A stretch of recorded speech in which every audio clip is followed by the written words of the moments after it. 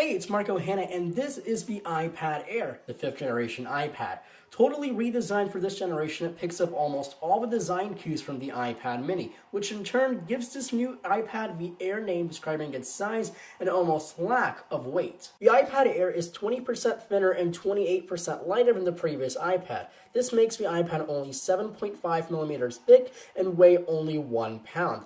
Apple has also cut down the bezels on all sides. It feels way more compact in the hands and it draws out the same 9.7-inch Retina display. For performance, Apple has put in their new A7 processor and the new M7 Motion co-processor. This is a strange move for Apple since iPads in the past usually receive a slightly faster processor than the iPhone, but the 64-bit A7 processor has proven to be more than enough power to run the iPad. Benchmarks show the iPad Air running up to 50% faster than the 4th generation iPad with its A6X chip. To the untrained eye, the difference is very small, but for someone who plays around with technology 24/7, the difference is pretty noticeable.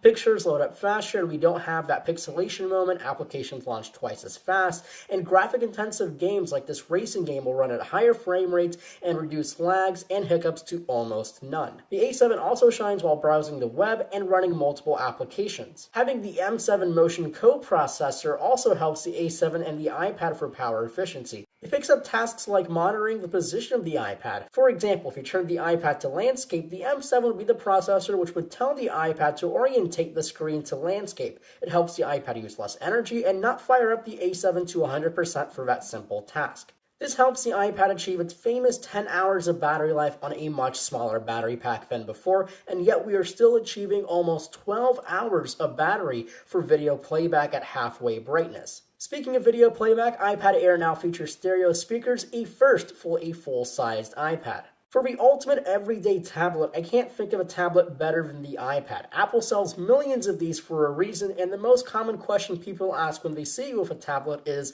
that an iPad? Now, that's not to say iPad Air doesn't have faults. For one, the iPad Air doesn't really have a new killer feature. Yes, being lightweight and more compact than last year's model is a big deal.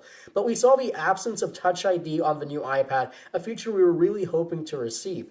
It now feels annoying typing in passwords, especially if you're used to using an iPhone 5S with Touch ID. The camera on the back is virtually untouched and doesn't feature things like slow motion video or panoramic mode, but who really uses their iPad for a camera? Actually, I see too many. So the iPad Air is the ultimate everyday tablet, but it may lose to its new little brother, the iPad mini with Retina display. It too will feature every single feature of the Air, including the Retina display, but at a higher pixel density. But for those who want the larger display size, the iPad Air fits the bill. It's still at the $499 price point for the 16GB model Wi-Fi only, and goes up with storage and LTE. It's available now in space gray and white and silver.